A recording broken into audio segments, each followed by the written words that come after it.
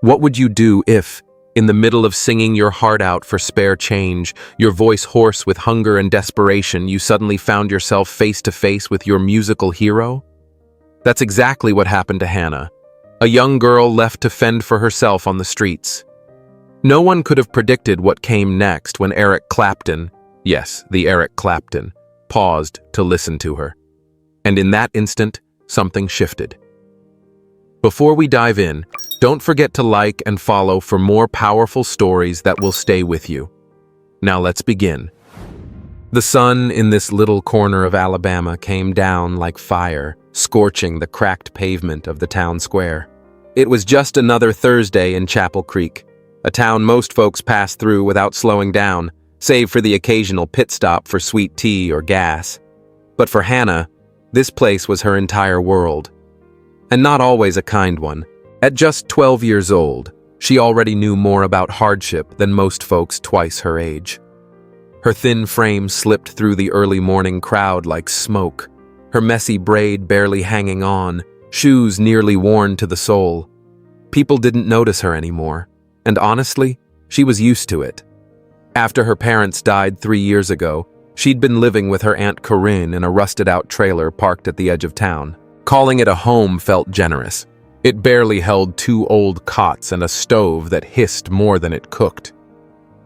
"Hannah! Hannah!" Aunt Corinne's gravelly voice rang from the kitchen just as the sky started turning pink. "Get your lazy behind up. I need my meds and I'm broke as hell." Hannah rubbed her eyes and sat up, already knowing what the day would bring. Another long morning singing on the sidewalk, hoping for spare change from strangers. Aunt Corinne, cranky and bent by time, arthritis in her joints and diabetes gnawing at her strength, didn't let that stop her from being sharp-tongued. She sat in her worn recliner, watching the girl. "Don't give me that look," she said with a cough. "I only took you in 'cause of your mama. May she rest in peace, but you know damn well my Social Security barely covers groceries." Hannah didn't answer. She never did. Instead, she slipped into the same faded blue skirt and thin white blouse she always wore, tied her braid back the best she could, and reached for the door. "No dawdling," her aunt barked behind her. "You better come back with something. These pills don't pay for themselves." The walk into town was long, but familiar. She passed by the creek where, on lucky days, a laundromat lady might toss her a sliver of leftover soap. Then came the dusty soccer field where shirtless boys kicked around a ball under the brutal heat.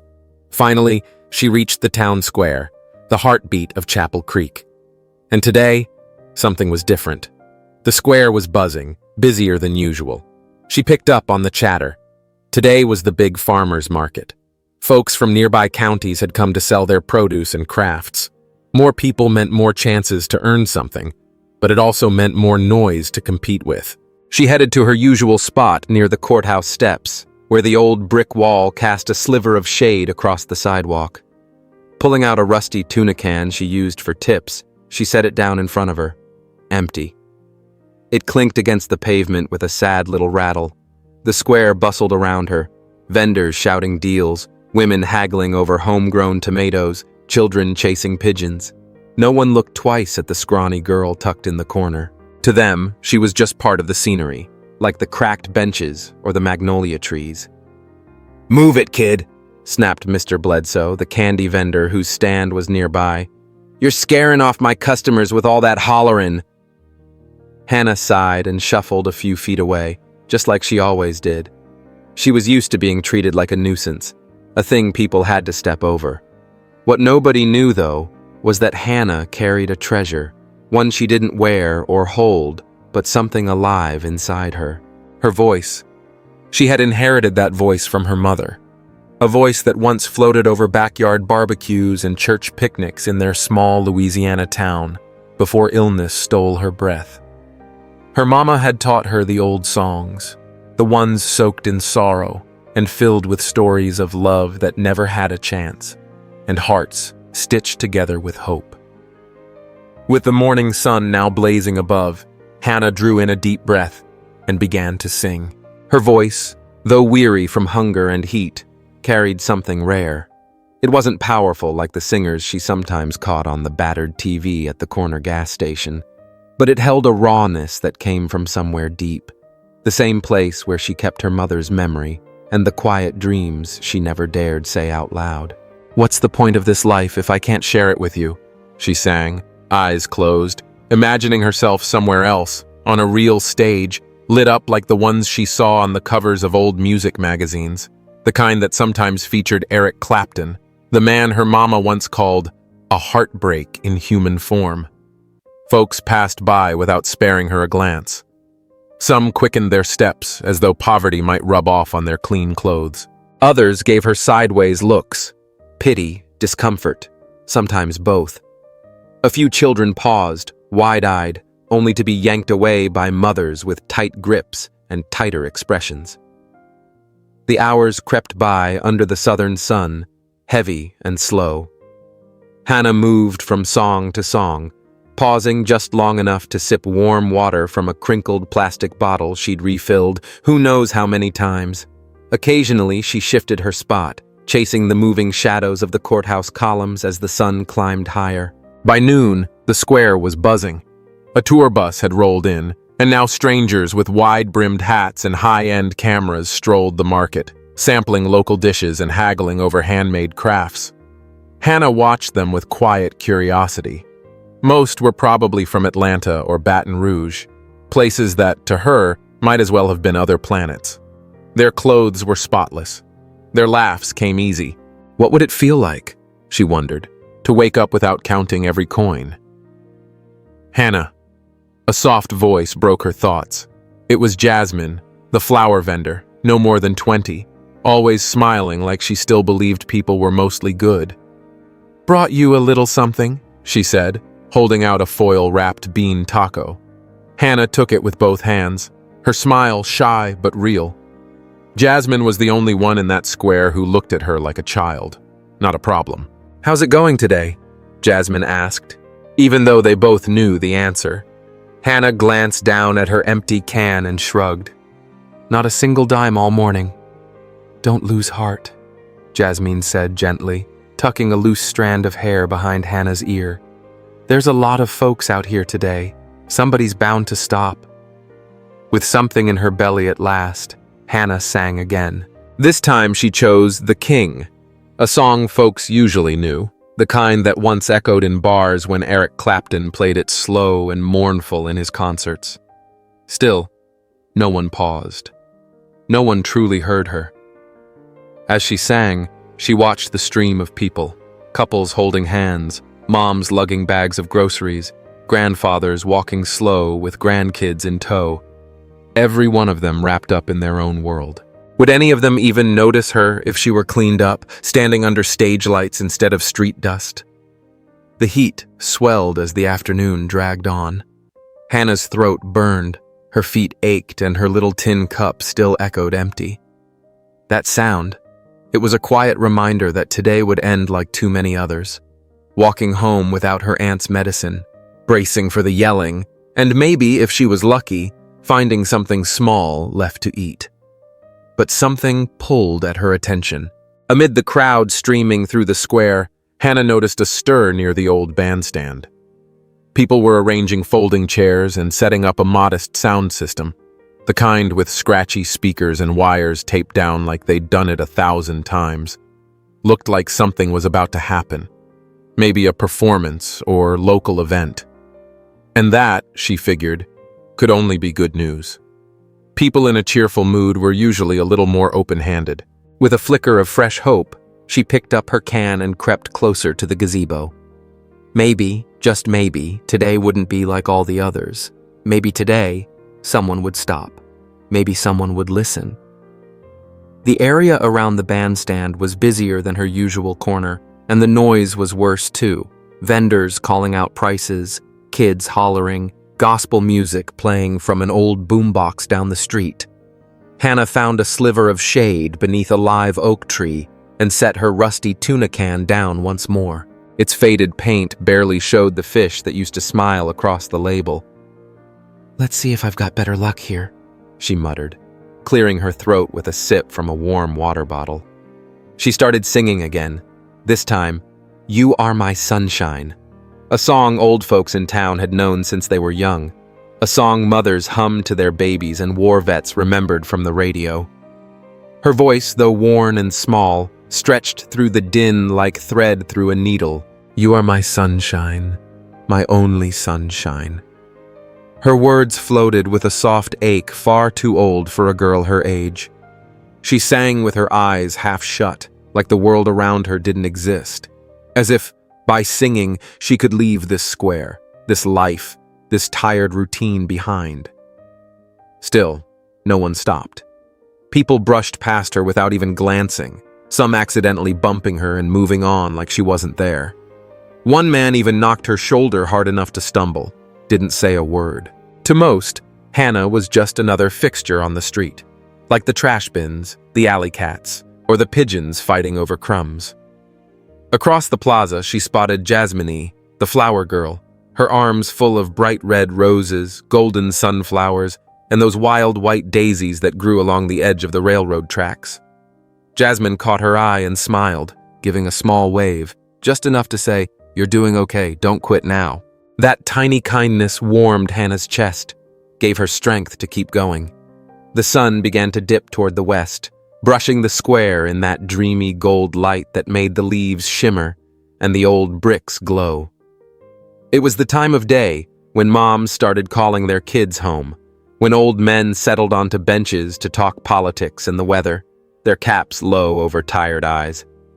Hannah shifted into another song, one her mother had taught her long ago. "Crazy," the Patsy Cline classic. Probably not the kind of tune for a kid to be singing, all heartbreak and longing, but her mama always said music doesn't care about your age, it only needs your heart.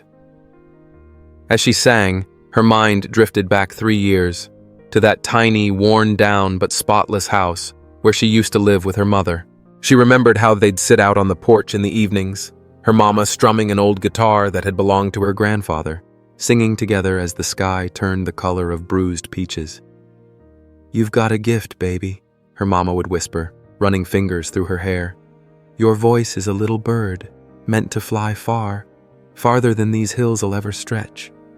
But birds need strong wings to fly, and Hannah's had snapped the night pneumonia stole her mother.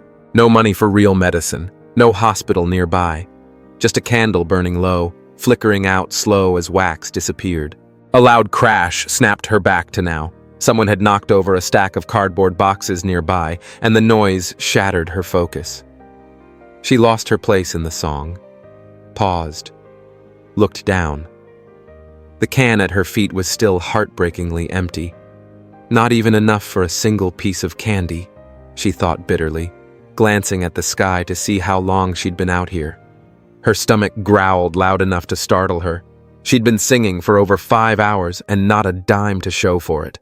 The taco Jasmine had given her earlier was nothing more than a memory now, and dinner, if it even happened, was still hours away.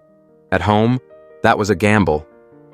"Get out of here, girl," barked old Mr. Atwood, the cranky owner of the hat shop, his voice like gravel and bourbon. "You're driving off my customers with that moanin'." Startled, Hannah grabbed her little rusted tin and shuffled off a few feet, settling near a lemonade stand tucked beneath a drooping magnolia. She was used to being pushed around like this, but that didn't mean it didn't sting. Maybe a little less each time, but it still stung. Behind the counter, Miss Lou, who ran the stand, glanced at Hannah with a mix of pity and annoyance. "If you're gonna sit there, you better be buying something," she said, her tone sharp as iced tea on a cold day. "I don't have any money, ma'am," Hannah murmured, eyes low. "But I can move if I'm in the way." Miss Lou sighed, looking both ways like kindness might get her caught. Then she poured a small paper cup of hibiscus tea and held it out without looking her in the eye. "Drink it quick and move along. This ain't a soup kitchen." Hannah nodded her thanks and drank the sweet, chilled tea like it was the finest thing she'd ever tasted. The sugary tang of hibiscus brought her back to long-gone Sundays, back when her mama would make aguas frescas for dinner and laugh like music filling the house. With her throat soothed and her spirit slightly lifted, she scanned the square for a new place to try her luck. The plaza was shifting with the light. Vendors were packing up, Families heading home, and groups of teenagers trickling in, ready to waste time and swap stories. Hannah found a spot near the old marble fountain, where the trickling water could soften the edge of her voice. She chose La Llorona this time, the haunting ballad her mother used to hum late at night when she thought Hannah was asleep. "Everyone calls me the Dark One, Llorona. Dark, but full of love," she sang softly. Her voice clearer now, cleansed by the hibiscus. A few tourists slowed as they passed, eyes curious but ultimately unmoved. They didn't stop, but as the melody filled the air, so did the presence of her mother. Hannah could almost feel her fingers smoothing back her hair, hear her laugh when Hannah managed a hard note, smell the cheap violet perfume she saved for church Sundays or birthdays. The ache of missing her mixed with the rhythm, adding a soul-deep rawness to her voice that couldn't be faked. Out of the corner of her eye, she saw Jasmine closing her flower stand. The day was winding down, and the square was thinning out. Soon she'd have to go back, whether her hands held money or didn't.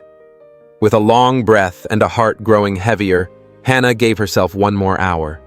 She moved to the far end of the plaza, near a row of mom-and-pop cafes that had started setting tables out on the sidewalks. The chatter and clinking silverware painted a softer mood, one that might just be kind enough to hear her out. She started to sing again, hoping for just a single generous ear. "Not here, kid," shouted a waiter from the Southern Spoon, already waving her off. "People come here to eat in peace, not to get depressed." Hannah didn't argue. She nodded, lips pressed together, and walked on. She knew this routine by heart, being turned away, made invisible. Rejection had become a quiet rhythm in her life, like hunger and sore feet. Eventually, she found herself back where she began, near the steps of the old courthouse. The square had nearly emptied, with only a few stubborn stalls still open and couples strolling slowly beneath the glow of street lamps flickering to life. The evening breeze rolled in soft and cool, a welcome shift from the day's dry heat.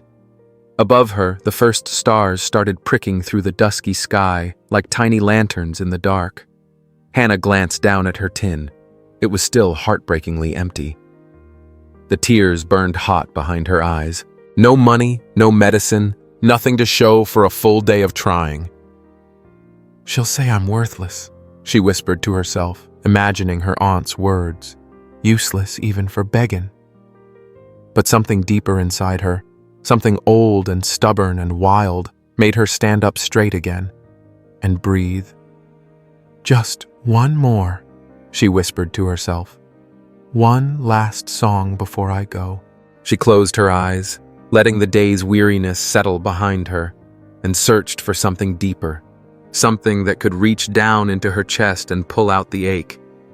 Then it came to her, the blessed grace, the song her mother used to save for only the most sacred moments. It was a difficult one, full of sorrow and forgiveness, a tune that asked you to carry on even when everything inside you said stop. Hannah had never sung it out in the open before. It was her private treasure, her mother's voice echoing in her memory. But today, with her spirit frayed and the little tin can still hollow at her feet, she decided it was time. She straightened her back as much as she could, took a deep breath, and let the first delicate notes slip from her throat. "If there's nothing left of this love but a memory." But this time, her voice wasn't the same. It didn't sound young or uncertain. It came out like something aged in sorrow, full of raw feeling. Every word seemed to carry a piece of her heart, each note a tear she hadn't dared to cry. The town square, nearly emptied now, hushed as if it too were listening. Even the breeze seemed to pause, and the leaves on the old oak trees stopped rustling for a heartbeat. It felt like the whole world leaned in to hear her, and just then, while her eyes were still closed and her voice gently trembling, something unexpected happened. A figure stepped into the quiet space in front of her. It wasn't Miss Jolene from the produce stand, or one of the usual townsfolk. It was a stranger, a man with a wide-brimmed hat pulled low over his face and dark sunglasses that hid his eyes. He stood there still, watching her with a focus she'd never known before. Hannah felt it first, a strange prickle at the back of her neck. She opened her eyes slowly, and there he was. He looked to be in his late 50s, maybe early 60s. Worn jeans, a plain button-down shirt, scuffed leather boots. Nothing flashy about him, but something about the way he stood. It was like the air around him shifted. He didn't look at her with pity or annoyance like most people did. No, there was something else in his stare. Curiosity, maybe. Or maybe it was something rarer. Respect. Hannah stumbled over her next word, caught off guard by the sudden attention. The man didn't move, didn't speak. He just looked at her for what felt like forever. "Don't stop, sweetheart," he finally said, his voice smooth and low but firm, like an old guitar string plucked just right. "I was really enjoying your singing." She blinked, stunned. Someone enjoying her singing? That never happened. "Sorry, sir," she mumbled, grabbing the little tin can. "I was just leaving. It's late, and I've got to get back home." "Just one more," he said gently. And there was something about the way he said it, like music in his words, that made her hesitate. "That song you were singing, the Blessed Grace. You don't hear that too often, and almost never from a kid." Hannah hesitated. Her aunt would lose it if she got home too late, but something in her gut told her this man wasn't just passing through. Maybe it was the way he stood so still, like the world moved around him, not the other way around. Maybe it was the way her empty can still hadn't clinked. "All right, sir," she said quietly, lowering the can back to the ground. The man nodded and stayed right where he was, not fidgeting or glancing at his watch, just listening, as if he were in the front row of a real concert. Not in a dusty square with a skinny, unwashed girl in her second-hand shoes. Hannah steadied herself and picked up the song where she left off. "With every step I took, I never felt you near." She sang slower this time, paying attention to every syllable, every shift in the melody, honoring the song that meant more to her than any coin she could collect. It felt strange and beautiful to sing for someone who was truly listening. Not just hearing, but listening. The man remained silent, his face unreadable beneath the hat and glasses. Only his head moved, swaying slightly to the rhythm, like a quiet, steady metronome. Hannah couldn't see his eyes behind those dark sunglasses, but she felt his gaze settle on her. Quiet, steady, almost tangible. As she sang, she noticed a few folks slowing down as they passed by, curiosity tugging at them. A little girl singing for a lone man under the open sky, right in the heart of a nearly deserted town square. It was the kind of scene that made people pause, if only for a moment. Not because of her voice, necessarily, but because of him. When the final note of her song dissolved into the air, there was a moment of complete stillness. The man didn't clap, didn't speak right away. He just stood there, like he was letting the music settle somewhere deep inside him. Then, after what felt like a full minute, he finally spoke. His voice was low, touched with something raw. "Who taught you to sing like that?" "My mom did," Hannah answered, fiddling with the frayed hem of her blouse. "She taught me every song I know." "And where is she now?" he asked softly. "In heaven, sir. She passed away 3 years ago." The man said nothing for a long beat, like he was giving weight to her words, offering a kind of silence that honored the grief behind them. "Do you come out here every day?" he asked eventually. Hannah nodded. "I sing to raise money for my aunt's medicine." "She's sick, and her pills cost a fortune." "I see," he murmured, thoughtful now. His hands moved slowly as he adjusted the brim of his hat. Then he asked, "Do you know the song, Tears in Heaven?" Her eyes went wide. Of course she knew that song. It was one of her mother's favorites. They used to play an old CD of it while cooking dinner together, her mom humming along in the kitchen like the melody was stitched into her soul. And that voice, the one on that CD, it was his. Eric Clapton, the same man now standing in front of her. "Yes, sir," she said, her voice a little breathless. "I know it." "Would you sing it for me?"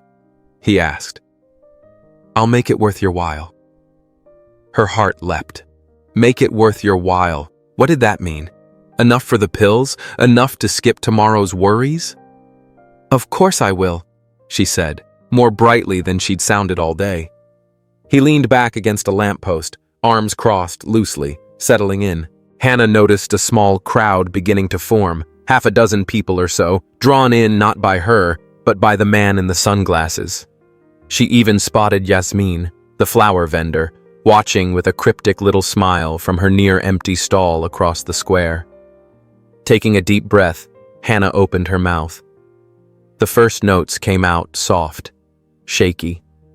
She'd never sung this one in public before, not even once. But she'd sung it 1,000 times in her head, in the quiet space where memory lived. "Would you know my name? If I saw you in heaven?" With each verse, her voice grew steadier. There was something about this song, more modern, maybe, but still haunted, still tender, that felt like it belonged to her story too. The ache of missing someone, of trying to stay strong in a world that kept taking things away. Clapton stood still, head tilted just slightly, as though the song had picked him up and carried him somewhere far from this small town. Hannah studied him while she sang. There was something about his presence, gentle, weathered, that felt oddly familiar. She didn't know how or why, but being near him made her feel seen. More people had gathered now. Not many, just a handful, but it was more than she'd ever drawn before. Was it the song? Or was it him, this man whose music had once filled her house with echoes of her mother? Suddenly, a gust of wind swept across the square, rattling the magnolia leaves and tugging at the man's wide-brimmed hat. It shifted just enough for Hannah to catch a clearer glimpse of his face. And something about it hit her like a chord struck in the dark. His eyes, his jawline, that faint crease near his mouth. She stumbled slightly in her rhythm, barely noticeable, but real. Could it be? No, it couldn't. What would he be doing here, in a forgotten town like Chapel Creek, listening to her? But then he smiled, just a little, and gave her the slightest nod. As if to say, "Go on, I'm still here." That smile. A chill ran down Hannah's spine. The small crowd around her had grown. Now a dozen or so people stood watching, quietly drawn to the sound of her voice. That had never happened before. She noticed an elderly woman whispering to her friend, subtly nodding toward a man wearing a weathered fedora, eyes half hidden behind dark lenses. The town square, which had been nearly deserted just moments ago, suddenly felt alive again. A few vendors who had started packing up their stalls paused and turned toward her direction. Even Mr. Delroy, the grumpy old man who ran the hat stand and usually shooed her away, had wandered closer, his brows knit in confusion, as if trying to figure out what on earth had changed. Hannah kept singing, pouring every ounce of herself into the lyrics. The song spoke of swearing off love forever, too scared of getting hurt again, a fear Hannah knew all too well, even if in a different form. She was afraid too, afraid to hope, to want, to dream of something better, only to watch it crumble through her fingers like dry clay. As she reached the end, her voice rose with a strength she didn't know she had. "I won't fall in love again, not even if you're down on your knees." The final line lingered in the air like the last note of a prayer. No one spoke. No one moved. It was as if time had hit pause on Chapel Creek. And then, the man in the hat did something unexpected. He pulled a folded bill from his coat pocket, not a coin, but real paper money, and leaned down to place it gently into Hannah's little tin. The soft flutter of the bill against metal echoed in the stunned silence. "You've got a gift, sweetheart," he said, his voice low and oddly emotional. "A gift you better not waste." Hannah stared at the bill, her eyes wide, her breath caught in her throat. It was more money than she'd seen in weeks, enough to buy Aunt Corinne's medicine, maybe even enough for a hot meal that didn't come from a can. "Thank you, sir," she whispered, her voice trembling with emotion.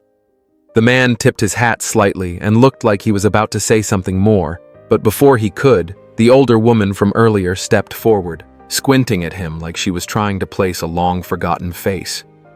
"Excuse me," she said, eyes narrowing in recognition. "Aren't you—" But before she could finish her sentence, a sudden gust of wind caught the brim of his fedora and yanked it off his head, sending it skittering across the brick plaza. He reached out to catch it, but it was too late. His face was fully exposed now, lit by the soft amber glow of the street lamps flickering on above. A murmur swept through the small crowd like a ripple through still water. "Oh my lord, it's him!" the woman gasped, clutching her chest. "That's Eric Clapton!" Hannah stood frozen. No, it couldn't be. The man her mother used to idolize, the living legend whose voice had once filled their little trailer on Sunday mornings, couldn't possibly be standing in front of her. Not here. Not in this sleepy Alabama town. Not watching her sing for spare change. But there he was, smiling, sheepish, his eyes sparkling behind the glasses he now slowly removed.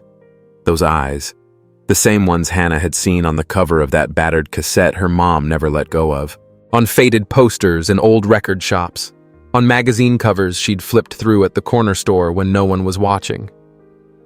"Well," he chuckled, raising his hands in mock surrender, "guess the secret's out." People started inching closer. First a few, then more, drawn like moths to a porch light. 2 teenage girls shrieked in excitement. A man hollered, "Clapton, baby!" And in no time, a small crowd had gathered around them. Hannah still couldn't move, couldn't believe it. Eric Clapton, the Eric Clapton, had been listening to her, had tipped her, had told her she had a gift. "Please, easy now," he said gently, holding out his hands to calm the group pressing in around him. He was soaking in a rare, quiet moment of music, just listening to the raw beauty of the girl's voice. But no one else seemed to notice. The crowd only wanted to reach him, snap selfies, grab an autograph, maybe touch the sleeve of his denim jacket. The sleepy little square that had been all but empty a few minutes ago now swarmed with noise and excitement, the buzz spreading like wildfire. Eric Clapton was here. Hannah instinctively began to back away. Her moment shattered. The delicate connection she'd felt while singing for him now vanished like smoke in the wind. "Hannah! Hannah!" came Jasmine's voice through the rising hum of the crowd. The town florist was pushing through the bodies, a bouquet of zinnias still cradled in one arm. "Get over here!" Hannah clutched her rusty tin can, now blessed with a folded bill, and slipped toward her friend. Jasmine took her hand and tugged her behind a vendor's cart, away from the heat of the frenzy. "Do you even realize what just happened?" Jasmine's eyes sparkled, her voice breathless. "That was Eric Clapton, the Eric Clapton, and he was listening to you." Hannah nodded slowly, still dazed. "This can't be real, Jazz. What would someone like him be doing here? In a town like Chapel Creek?" "They say he comes around now and then," Jasmine replied, standing on tiptoe to peek through the crowd. "He's got family out this way or something, but I've never actually seen him until now." From their little nook near the flower stall, Hannah watched the sea of people ripple around him. Some reached out phones for selfies, others just wanted to shake his hand. Eric smiled kindly at each of them, but his eyes kept scanning the square, searching for someone. "He's looking for you," Jasmine whispered, her voice trembling with conviction. "No," Hannah murmured, stepping back. "Look at them. All those people. What would he want with me? I'm just a nobody." "Don't you ever say that again," Jasmine snapped, more serious than Hannah had ever seen her. "You're Hannah Galvan, and that man, the man people would pay hundreds just to breathe the same air as, he stopped to listen to you sing. That means something. Now go, before he leaves." But Hannah's feet refused to move. What could she possibly say to someone like Eric Clapton? What did a girl like her, a barefoot orphan who sang for nickels, have that would ever matter to him? The crowd thickened by the second. It felt like all of Chapel Creek had heard the news and poured into the square. Vendors who'd already packed up returned in a rush, hoping to catch a glimpse. "Sing us a song!" someone shouted, and then a chorus of voices took it up. "Sing! Sing!" Eric chuckled softly, looking a bit overwhelmed now, as if the attention had become too much. It was clear he hadn't come here to be mobbed. He'd likely hoped for a low-key visit, and now he was surrounded by a storm of admiration. "I'll sing," he said at last, raising his hands to hush the crowd. "But only if the young lady who was singing just a minute ago joins me." A hush fell across the square. People turned, craning their necks, searching, and then, "There she is!" someone shouted, pointing straight at Hannah and Jasmine. All eyes turned to her. "Hannah!" Her stomach dropped. She wanted the earth to crack open and swallow her whole. In that moment, she would have traded anything to become invisible, like she'd always felt. "Come on up here, sweetheart," Eric called gently, his warm smile somehow easing the panic in her chest. "Come sing with me," Jasmine gave her a nudge. "Go, this is your shot." Hannah's legs trembled as she stepped forward, the crowd parting like water before her. People stared, some in curiosity, others in disbelief, a few with judgment in their eyes. Who was this ragged little girl who'd caught his attention? When she finally reached him, Eric bent slightly and placed a hand on her shoulder, his expression kind and steady. "What's your name, sweetheart?" "Hannah," she whispered, so softly it barely made sound. "Hannah," he repeated, and somehow the way he said it gave it weight, like her name had finally found its place in the world. "Well then, Hannah, how about we sing something for these fine folks of Chapel Creek? You know, Tears in Heaven?" Her cheeks flushed hot. She couldn't believe this was real, that she, the girl who sang on sidewalks, was about to share a song with him. "But I don't have a microphone or anything," she mumbled, searching for some excuse to escape this impossible dream. Eric Clapton let out a quiet chuckle. "We don't need anything fancy," he said. "If you sing from the heart, even heaven will hear you." Those words stirred something deep inside Hannah. Would heaven hear her? Maybe her mother would. "Okay," she whispered, standing a little taller, summoning courage from some place she'd long forgotten. "I'll sing with you." The crowd erupted with a burst of cheers. Someone hollered, "Go, Clapton!" and another whistled loud and sharp. The town square, which just hours earlier had felt like an unforgiving place where she barely existed, now transformed into a stage made just for her. Clapton strummed the first chord, and then his voice, a voice that had traveled across radios and record stores for generations, filled the air. "If I can't find my way back to your love," he began, that unmistakable tone wrapping around the evening like a warm wind. Hannah stared, wide-eyed, still not quite believing this was real. When it came time for her to join in, her voice wavered, fragile at first, like a candle flickering against a breeze. Singing beside Eric Clapton felt like standing on the edge of a mountaintop with no safety net, breathtaking, yet terrifying. But as the verses flowed, something almost otherworldly began to happen. Their voices, his smooth and weathered by time, hers raw and untrained, merged in a way that felt strangely meant to be. The crowd quieted, caught in the spell of the unlikely duet. Phones came out, trying to capture the magic. Others simply closed their eyes, letting the music carry them somewhere else. And Hannah, for the first time in what felt like forever, forgot about the world around her. She wasn't just the girl scraping coins in a plaza anymore. She was someone who could sing with Eric Clapton. The song was about forgiveness, about surviving the storm even when you're drenched in sorrow. And Hannah sang every word like it had been carved out of her own soul.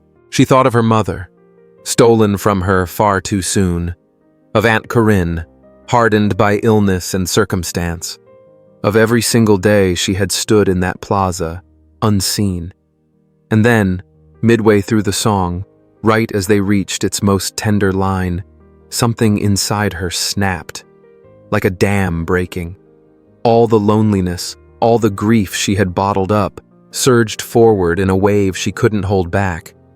Her voice cracked, hitting a high note that shattered into silence. The crowd froze. Her chest tightened. Her vision blurred.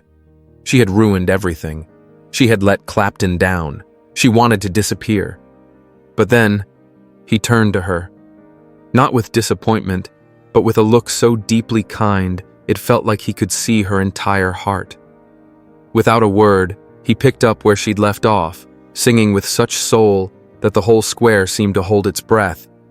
Just as she thought she couldn't go on, that she'd retreat into the shadows while he finished alone, Clapton reached out his hand, an invitation, a lifeline. And somehow, through the blur of tears, she took it. With trembling breath, she found her voice again, shaky, soaked in emotion, but strong enough. Their voices joined once more for the final chorus, rising together like a prayer. The last note hung in the humid southern air like stardust, and for a moment, time stopped. No one moved. No one spoke. Then the applause came, like thunder. People clapped, shouted, even wept. A woman dabbed her eyes with a crumpled napkin. A group of teenagers jumped up and down, whooping. Jasmine clapped so hard her palms must have stung. Eric Clapton pulled Hannah into a fatherly hug, warm and grounding, and in that moment, something within her, something old and broken, began to heal. For the first time in years, she felt like she mattered, like she was seen. Her voice, this voice that had been her secret treasure for so long, suddenly felt real, valuable. "Thank you," he whispered in her ear, and Hannah blinked, stunned. Why was he thanking her? She was the lucky one. "You've got a gift, Hannah. Don't waste it." And while the clapping still echoed off the brick walls of the town square, Hannah knew something had shifted. She was no longer the invisible girl who sang for coins on the sidewalk. She was the girl who had sung with Eric Clapton, the girl whose voice could break hearts and mend them too.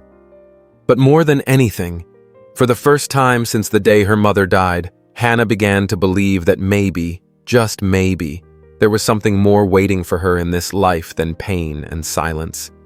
The cheers still rolled through the night when she felt someone tug gently at her arm. It was Jasmine, her smile so wide it lit up her entire face.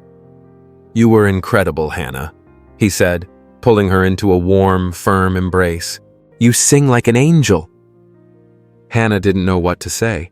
Everything had happened so fast it didn't feel real. Had she really just shared a song with Eric Clapton, right there in front of half of Chapel Creek? Had people truly clapped for her, the girl who usually faded into the background? The crowd was still gathered tightly around the legendary musician, folks begging for autographs, grinning into selfies like they'd caught a brush with eternity. But every so often, Clapton glanced her way, checking, maybe, to see if she was still there. "I've never heard a voice quite like that," said an elderly woman as she stepped toward Hannah, eyes wide in wonder. "You've got a gift, sweet girl." The very words Clapton had said to her moments before.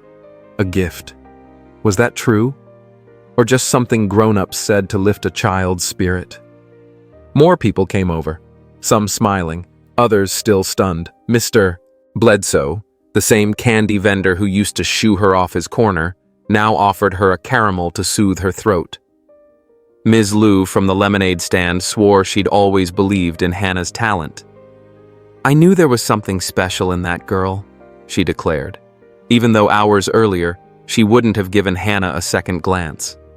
It was as if the world had finally noticed her, as if she'd stepped out of the shadows and into the light. "Who is that kid?" some newcomers asked. "She's been singing out here for years," Jasmine responded proudly, like she was Hannah's agent. "Told y'all she had magic in her voice." Hannah stood there, stunned, not sure how to react. A part of her wanted to soak in the praise, bask in the glow of finally being seen. But another part, the guarded one she'd built to survive, wondered how long it would last. Would she be invisible again tomorrow? Just another ghost in the square, eyes avoided, words ignored?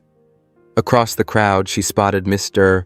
Artie, the old hat seller, chatting with some tourists and pointing in her direction. Known her since she was a baby, he claimed, though he'd been the first to yell at her to clear off his stall more times than she could count. Everyone, if I could have your attention for just a minute, Clapton's voice rose above the clamor, calm and resonant. The square quieted, all eyes turning to him. I came down to Chapel Creek today looking for a little peace, maybe a spark of something real to reconnect with, he began, his voice slow and smooth, the kind that soaked deep into your bones. What I didn't expect was to find a voice like Hannah's. At the mention of her name, a chill of disbelief ran through her chest. Hearing him say it, like it meant something, was like having her whole life rewritten in that instant. Music has that power, Clapton continued. It lifts us up, ties us together, reminds us we're part of something bigger. And every now and then, we hear a voice that doesn't just perform, but speaks.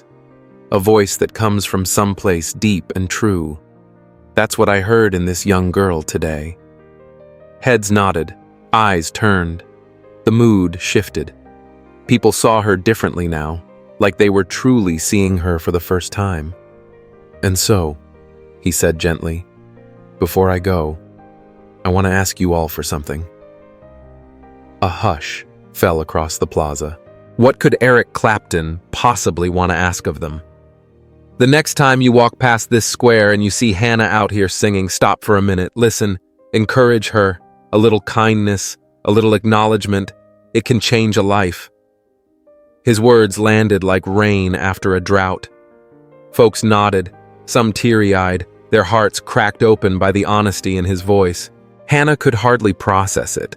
Eric Clapton, her late mother's idol, was standing here asking the people of Chapel Creek to believe in her. And now, he said, glancing at his watch, I've got to get going. But before I do, Hannah, could you come up here a moment? Her heart thundered like a drum in her chest as she stepped forward. The crowd parted to let her through, all eyes following her every move, some admiring, some envious. Clapton leaned in as if to speak just to her, but his voice carried loud enough for all to hear. You've got a gift, Hannah, he said, laying a hand gently on her shoulder. A gift that can't be bought or taught. It comes from the soul. Don't waste it. And don't ever let this world silence your voice. Hannah felt like she might burst. The tears welled up again. But this time, they weren't from pain. They were tears of gratitude, of joy, of possibility. All she could manage to say was, "Thank you, sir." Clapton smiled.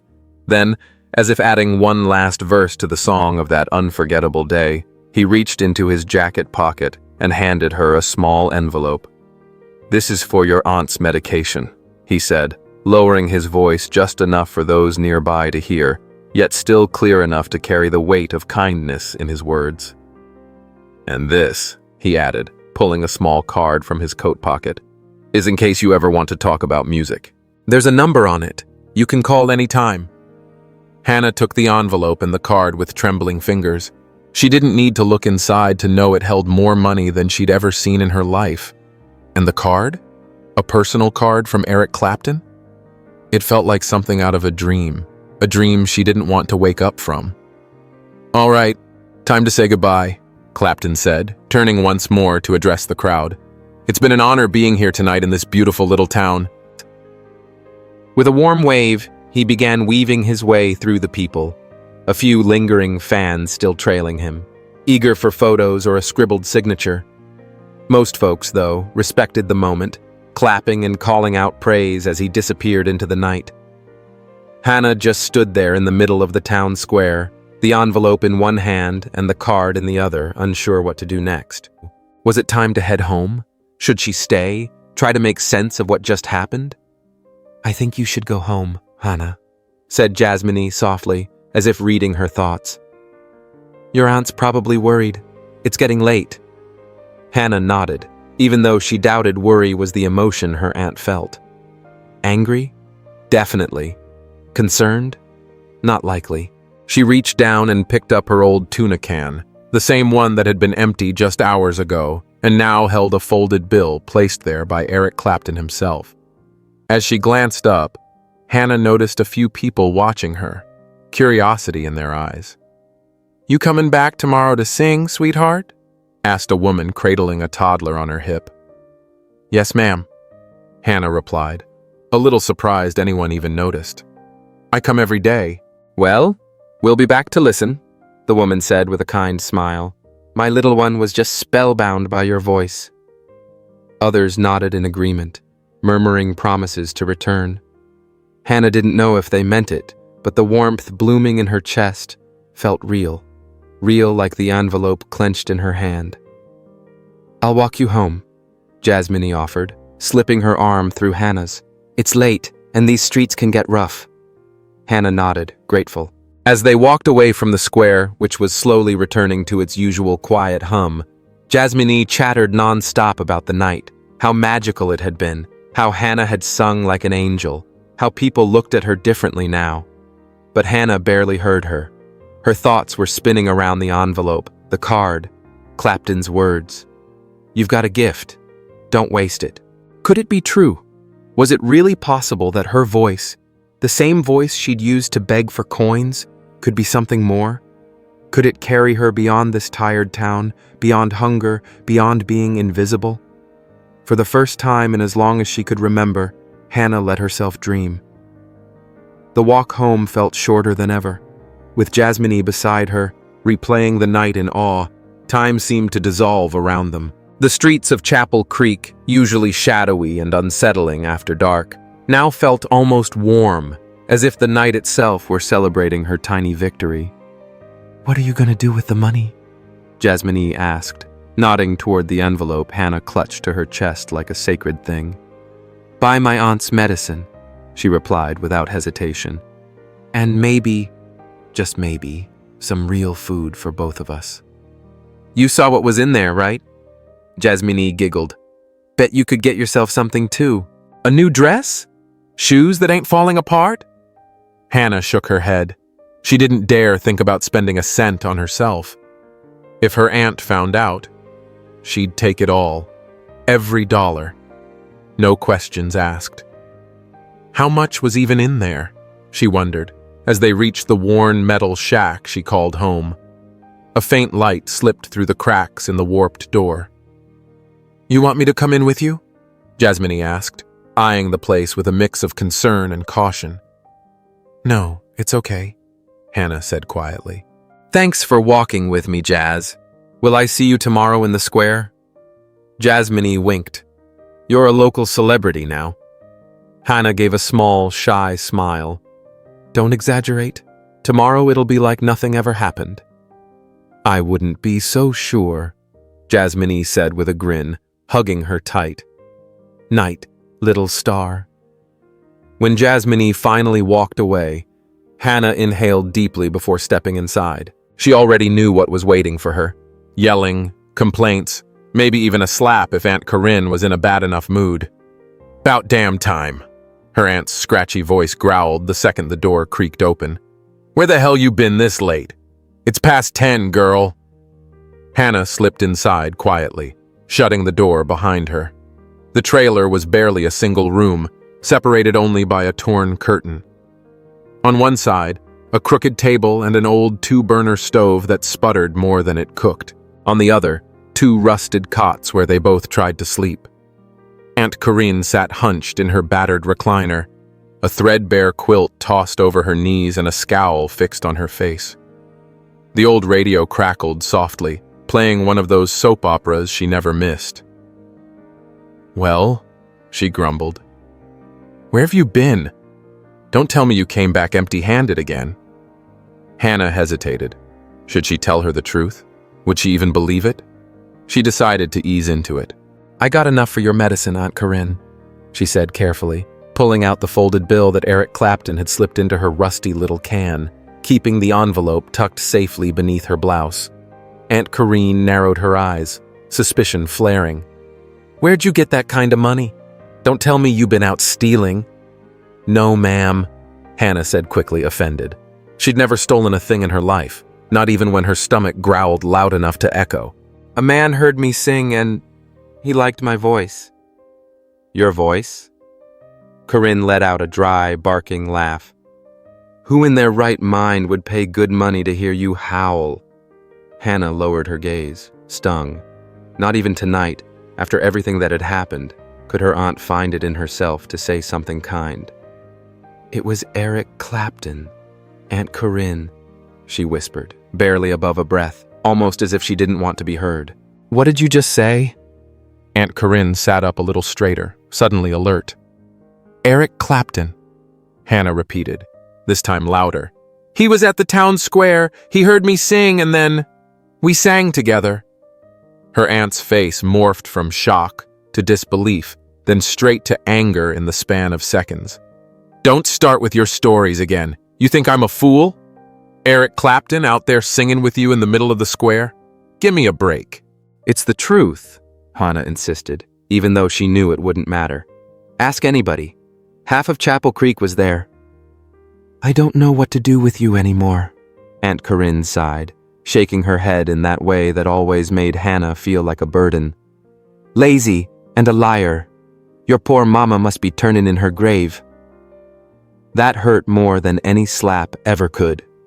Hannah bit the inside of her cheek to keep from crying. Her mother had never spoken to her like that. Her mama had believed in her voice, in her dream. "I'm not lying," she murmured, not to convince her aunt, but just to hold herself together. She would have been proud. "What did you say?" Corinne's tone sharpened like a blade. "Nothing, Aunt Corinne." Hannah quickly reached into her blouse and pulled out the rest of the envelope's contents, setting the money down on the table. "There's enough for your medicine, and some left over for groceries." Corinne's eyes widened as she took in the cash. It was more than they'd seen in months. "Where in God's name did you get all this?" she asked, her voice trembling, suspicion temporarily overridden by shock. "I already told you," Hannah said, standing a little taller. There was something new in her voice, steel. "If you don't believe me, that's your problem." Before her aunt could find a comeback, Hannah turned, walked to her cot, slipped off her worn-out shoes, and lay down with her back to the room. She could feel Corinne's stare burning into her, but for the first time in her life, she didn't care. She had something her aunt couldn't take from her that night. The sound of her own voice rising beside Eric Clapton's, the crowd clapping, cheering, the feeling of being seen for the very first time. And she had one more thing, his card, tucked deep in her shoe, hidden where no one would ever think to look. Sleep pulled at her slowly. It had been a day like no other, full of emotions she'd never even had names for. Her eyelids drooped, and soon she drifted into sleep, wrapped in the memory of music, applause, and Eric's quiet words. "You've got a gift. Don't waste it." By the time Hannah opened her eyes the next morning, the sun was already high in the sky. Panic set in. She'd overslept. Why hadn't her aunt been yelling at her like always? She sat up on the cot, glancing around. The little trailer was empty. On the table sat a torn scrap of paper. Her aunt's shaky handwriting scrawled across it. "Went to the pharmacy. There's bread in the bag." Hannah blinked. Aunt Corinne had gone to the pharmacy. Alone? Her legs usually hurt so bad she couldn't make it past the porch. And even more surprising, she'd left bread. She shuffled to the table and opened the brown bag. Inside were 2 fresh cinnamon rolls, not the stale leftovers they sometimes picked up at the corner store, but warm, soft, and sweet-smelling, like they came straight from Mrs. Langley's bakery. As she ate in silence, Hannah's mind raced through the possibilities. Should she go back to the square today? Would people remember her from last night? Or would they just walk past like always? She finished her roll, washed her face with water from the bucket they used for everything, and did her best to tame her hair. Then she slipped back into her usual clothes, because, truthfully, she didn't have any others. Just as she reached for the doorknob, she paused. The card. She pulled it from her hiding spot in the heel of her shoe and looked at it under the daylight for the first time. Plain white. Just a phone number, written in blue ink. No name, no address, nothing else. But Hannah knew exactly who it belonged to and what it meant. She tucked it back into its secret place and stepped out into the world. The morning was crisp and clear, the kind of rare, perfect day in a small southern town when the sky stretched out so blue it almost hurt to look at. The walk to the town square felt different today. Hannah couldn't quite put her finger on it, but something in the air had shifted. People she passed glanced at her longer than usual. Some even nodded or smiled, which had never happened before. "That's the little girl who sang with Eric Clapton," a woman whispered to her friend as they passed. "They say she's got the voice of an angel," the friend replied. "You think that's true, or just small-town talk?" Hannah kept walking, her heart caught somewhere between pride and panic. Were people really talking about her? Did they actually remember her? When she finally reached the square, it looked just as it always had. Vendors setting up, women buying fresh produce, kids darting between benches chasing pigeons. But there was something underneath all that, an energy, a buzz, something Hannah couldn't name. She made her way to her usual spot near the courthouse steps and pulled out her little tin can. Empty again. Whatever she'd managed to earn the day before had already gone straight into her aunt's hands. "Hannah! Morning, sweet girl," came a bright voice behind her. It was Jasmine, the flower vendor, balancing a plastic bucket filled with fresh-cut blooms. "Morning, Jazz," Hannah replied, her voice shy but warm. "Did you see?" Jasmine nodded toward the gazebo in the center of the square. "There's a sign with your name on it." Hannah followed her gaze, and sure enough, someone had taped up a handmade poster that read, "Today at noon, Hannah Galvan, the girl who sang with Eric Clapton." "What? Who did that?" Hannah's chest tightened. "I think it was Mr. Taylor," Jasmine said with a little laugh. "Said he recorded the whole thing on his phone yesterday, and now the video's blowing up." "Blowing up?" Hannah echoed, unfamiliar with the phrase. "You know," Jasmine explained, "going viral. Tons of people are watching it online. They say even folks in Nashville have seen it." It didn't feel real. It was all happening too fast, too strange. She'd only wanted to sing a little, maybe make enough money to get her aunt's prescriptions, then fade back into the background like always. "I don't want to sing in the gazebo, Jazz," she said, her voice trembling. "Not in front of all those people." "But you sang in front of more people yesterday," Jasmine reminded her gently. "And with Eric Clapton, no less." "That was different," Hannah whispered. "It just happened. I didn't think about it." Jasmine gave her a knowing smile. "You don't have to do anything you don't want to, Hannah. But remember what Clapton told you last night. You've got a gift. Wouldn't it be a waste to just hide it away?"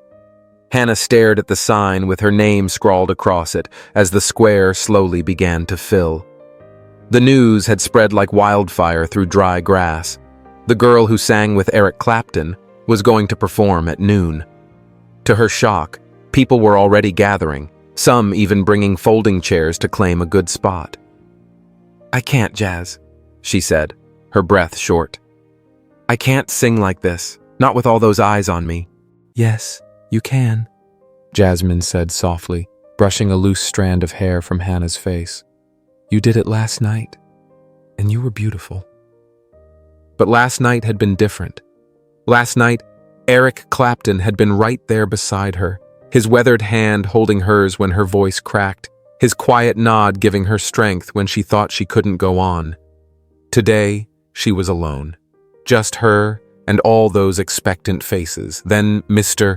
Taylor came striding over, not the cranky old man who used to shoo her off the square, but now a self-appointed talent manager, full of energy. "There she is, our star," he said, slinging an arm around Hannah's shoulders. She flinched at the touch, her nerves unraveling. "Almost showtime. The place is packed." He wasn't lying. It wasn't even noon yet, and the square looked fuller than it did on the 4th of July. People she'd never seen before had come from nearby towns, drawn by the rumor of the girl who sang with the Eric Clapton. "I don't know if I can do this," Hannah admitted, her throat tightening around the words. What do you mean you can't? Mr. Taylor blinked, genuinely baffled. You sang like heaven itself opened up last night. People can't stop talking about you, kid. You're famous now. Hannah never dreamed of fame. All she wanted was to sing, just like she always had, for that simple, aching hope that maybe her mother could still hear her from somewhere beyond the clouds. What if my voice cracks again? She whispered, barely loud enough for anyone to hear. It happened yesterday. And Eric Clapton won't be here this time to help me. Mr. Taylor waved his hand casually, brushing off her worry. That was the best part, sweetheart. People loved it, loved that it was real, that it came straight from the heart. Don't stress over that. But Hannah couldn't help it. As the minutes ticked down and the moment crept closer, her stomach twisted into anxious knots. Jasmine brought her a cold glass of sweet tea and handed her a small hairbrush to neaten her braid. I wish I had something else to wear, Hannah mumbled, looking down at her faded denim skirt and the threadbare white blouse she'd worn 100 times. You look just fine, Jasmine reassured her. They're here to hear you, not to see a fashion show. At exactly noon, Mr. Taylor climbed up the small wooden stage in the center of Chapel Creek's town square. He tapped the mic they'd somehow set up. Hannah had no idea where it came from, and the slight static crackled louder than her thoughts. "Ladies and gentlemen of Chapel Creek," he called out, voice grand and clear like a seasoned MC. "It is my honor to introduce a young lady who last night left none other than Eric Clapton himself speechless with her angelic voice.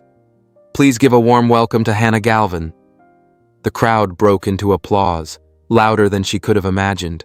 Way more people than she'd ever seen filled the square, all their eyes now locked on her. Her legs were trembling as she climbed the 3 steps to the stage. She stood before the microphone like a deer caught in headlights. "Sing Blessed Mercy," someone shouted from the crowd. "Yeah, that one," another voice echoed. "Just like last night." Hannah took a deep breath, closed her eyes for a second, and then let the melody rise. At first, her voice was quiet, shaky, unsure. But as the song moved forward, something inside her unfurled. Like always, she thought of her mama as she sang, her soft hands, her warm smile, the way she used to say her voice was a gift sent from heaven. The square fell into a reverent hush. Only Hannah's voice carried over the summer air, rising past the old oak trees, threading through the still heat of the southern afternoon. And then, just as she reached the most tender part of the song, the part where her voice had faltered the night before, she felt that same knot in her throat, that tight grip of memory. The sorrow was too strong, the memories too raw. Her voice broke. For a moment there was only silence, a silence that stretched forever in Hannah's mind. Her cheeks flamed with shame, her eyes prickled with unshed tears. Then, from somewhere in the crowd, a woman's voice began singing, soft, strong, sure. She picked up right where Hannah had stopped, giving her the space to breathe. Another voice joined in, then another, and before she could blink, the whole square was singing Blessed Mercy with her. They carried her song like an invisible net, refusing to let her fall. Tears now flowed freely down Hannah's cheeks, but they weren't tears of embarrassment anymore. They were something deeper, something pure. It was the feeling of being truly seen after so long of feeling invisible. It was voices lifting her up, wrapping around her like a warm embrace. With her heart swelling, she joined in again. Her voice now stronger, more certain, cutting through the harmony like a guiding light. She carried the song through to its final note. When she finished, the crowd erupted in thunderous applause. The sound crashed through the square like a summer storm. Hannah gave a small bow, just like she'd seen singers do on TV, her tears still falling. But now they came with a smile so wide, it lit up her whole face. "Encore! Encore!" people shouted. And with a heart bursting with joy, Hannah nodded. She sang 3 more songs, each one greeted with more love, more cheers. The voice that had once been ignored by a quiet, indifferent town now filled every corner of Chapel Creek, touching every soul listening. When she finally stepped down, breathless and glowing, the townsfolk surrounded her. They brought her water, patted her back, spoke kind words she'd never heard before in her life. And that little rusty can she always set out, the one that so often stayed empty, was now overflowing with coins and bills, a small mountain of hope. "You're a treasure, sweetheart," an elderly woman whispered as she held Hannah's hands gently in hers. "Your mama must be shining down on you, proud as can be." Those words cracked something open inside Hannah. She broke down, tears spilling faster than she could wipe them away. It was exactly what her heart had longed to hear, what it had ached for year after year. Through the blur of her tears, she spotted a familiar figure making its way through the crowd. Slowly, with the help of a cane, came her Aunt Corinne. Hannah blinked hard. Was she really seeing this? Her aunt never left the trailer unless it was for a doctor's visit. "Auntie?" she murmured in disbelief as the woman came to stand beside her. Corinne's expression was unreadable, but there was something in her eyes Hannah had never seen before. "The neighbors told me what happened last night," Corinne said, her voice as rough as gravel. "I thought they were making stuff up. But when the whole damn town couldn't stop talking about it today, I had to come see for myself." Hannah braced herself for the usual sting, a cold remark, a jab, something dismissive and sharp. But instead, Corinne reached out and placed a trembling hand against Hannah's cheek. It was a tender gesture, something she'd never done before. "You sing just like your mama, baby, just the same." And then, in front of everyone gathered in the square, Corinne did something even more startling. She reached into her coat pocket and pulled out a small, glimmering object. She pressed it into Hannah's palm. It was a simple silver ring, adorned with a tiny blue stone. Hannah recognized it instantly. Her mother had worn it every time she sang, always saying it brought her luck. "She would have wanted you to have it," Corinne said, eyes glassy with the tears she refused to let fall. "I'm sorry, Hannah. I'm so sorry." Hannah looked down at the ring resting in her hand, then up at her aunt. Without a word, she stepped forward and hugged her. It was awkward, clumsy, neither of them knowing quite how to do it. But it carried a weight deeper than words. Around them, applause swelled. Chapel Creek had found its new rising star, and in that moment, Hannah understood something had shifted forever. Not just in the way others saw her, but in how she saw herself. A week after that impromptu performance under the old gazebo, Hannah's life was already different in ways she never dreamed. She wasn't rich. She wasn't famous. But something far more precious had happened. She wasn't invisible anymore. Every morning, when she stepped into the square with her little tin can, folks greeted her by name. "Morning, Hannah. What are you singing for us today?" "My grandson can't stop talking about you, baby girl." Even Mr. Bledsoe, the candy man who used to chase her off, now saved her a creamy caramel drop each day to keep that voice sweet.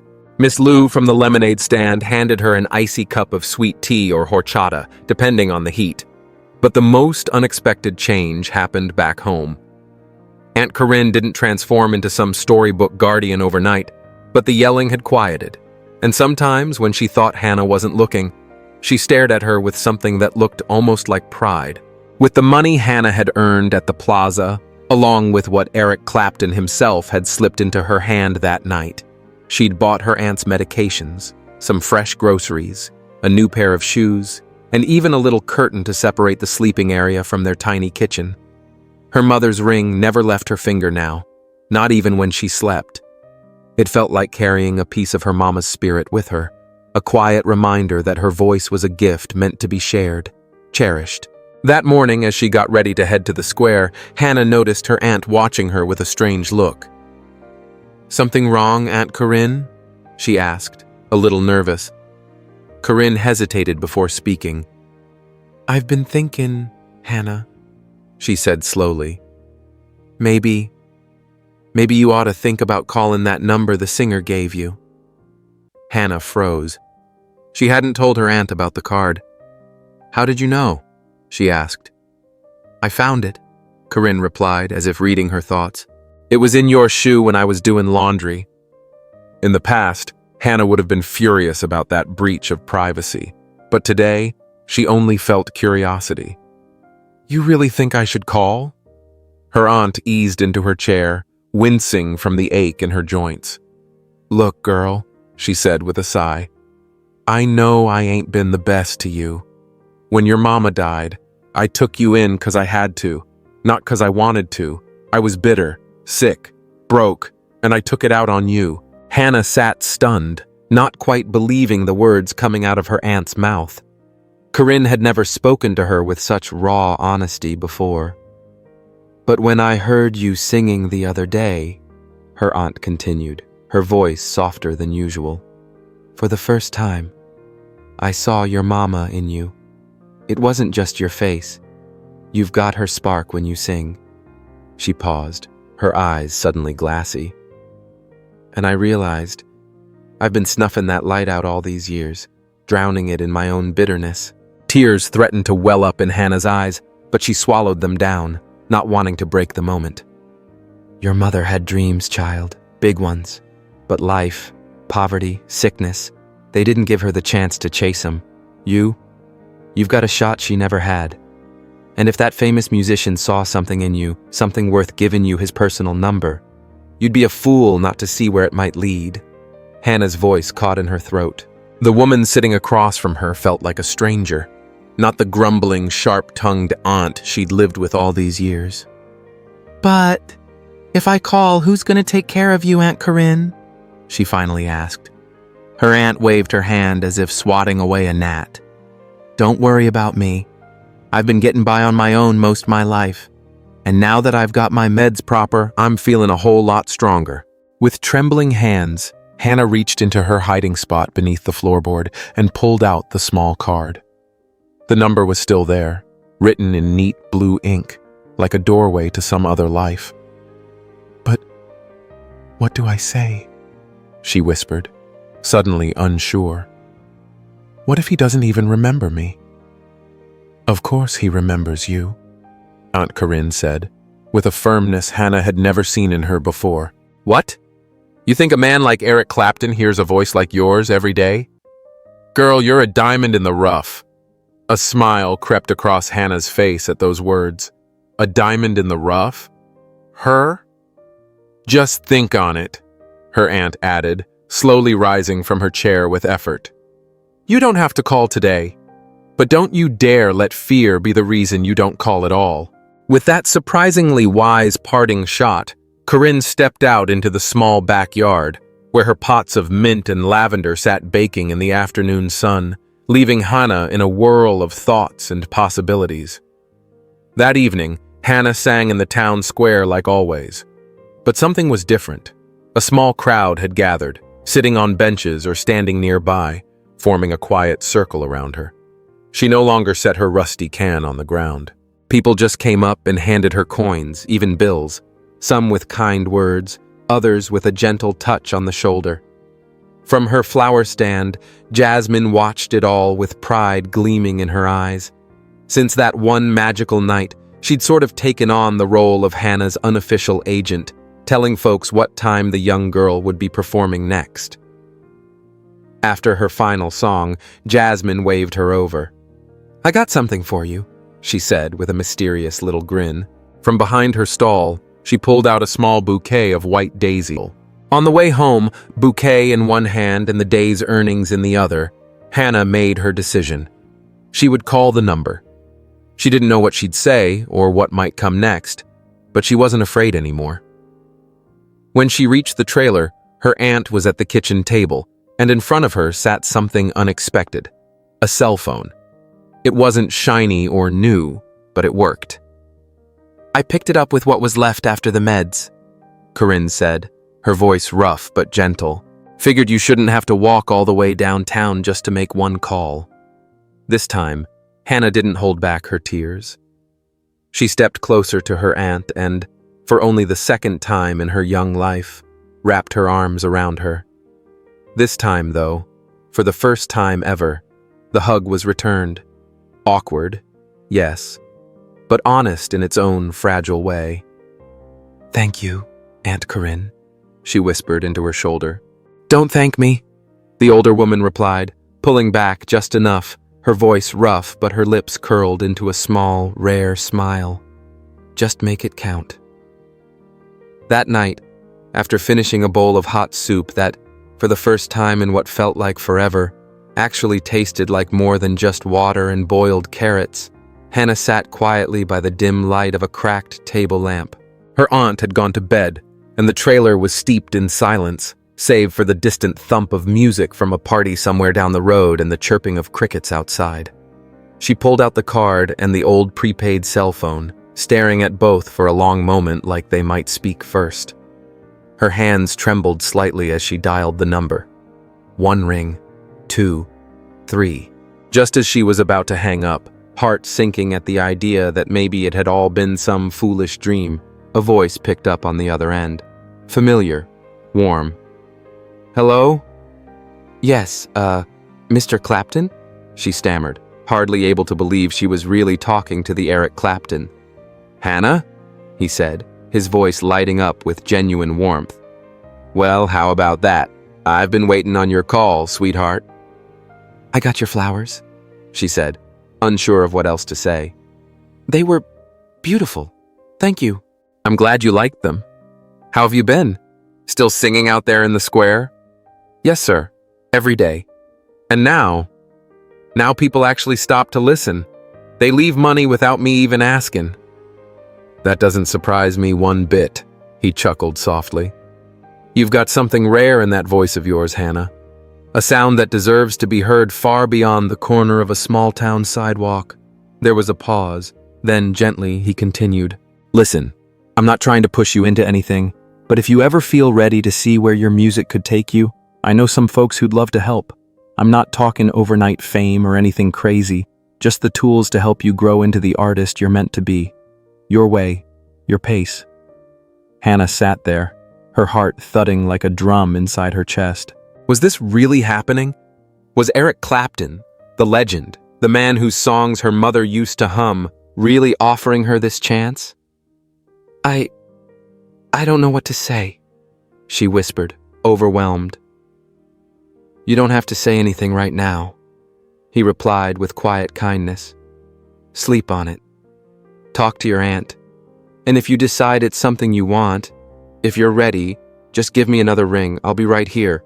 When the call ended, Hannah stared down at the phone in her hands as if it were some kind of enchanted thing, like a genie's lamp that had just granted a wish she'd never dared speak aloud. Outside, the sky stretched wide and star-filled. She stepped onto the trailer's tiny porch and looked up at that vast southern sky. The same sky her mother had once sung beneath, dreamed under, lived and died beneath. "I miss you, Mama," she whispered to the stars. "I wish you were here to tell me what to do." And as the soft night wind brushed across her face like a gentle touch, she felt something warm, something almost like a hug, like her mother, from wherever she was whispering back that she was there, had always been there, and always would be. With her mother's ring catching the moonlight on her finger, Hannah made her choice. Tomorrow, she'd call Eric Clapton again. She'd tell him yes. Yes, she wanted to chase this. Yes, she wanted to see how far her voice could carry her. She didn't know what the future held. Maybe it would lead her to a stage, maybe not. But for the first time, she wasn't afraid to try. She wasn't afraid to dream anymore. And as she stepped back inside that battered trailer with her heart glowing and her mind racing, Hannah realized something. The real miracle hadn't been bumping into Eric Clapton that day in the square. The real miracle had been finding herself, finding her voice, her courage, her spark. Because that's what a single act of kindness can do. It doesn't flip your whole life upside down in one swoop. It doesn't make you rich or famous overnight. But it gives you back your dignity. It reminds you that you matter. And sometimes, just that, is enough to take the first step toward a new dawn. Whew, y'all. If that story didn't tug at your heartstrings, I don't know what will. That little girl with a voice like heaven itself even moved Eric Clapton. Can you believe it? And tell me, how did you feel when the people in Chapel Creek stopped to sing along with her? Or when Aunt Corinne handed her that ring? These stories remind us that even the smallest gesture can change a life forever. If this story touched you like it did me, give it a big like. Drop a comment and let me know where you're watching from, whether it's Georgia, Texas, or a little town just like Chapel Creek. And don't forget to share it with your sisters and besties so more hearts can be reached by stories like Hannah's.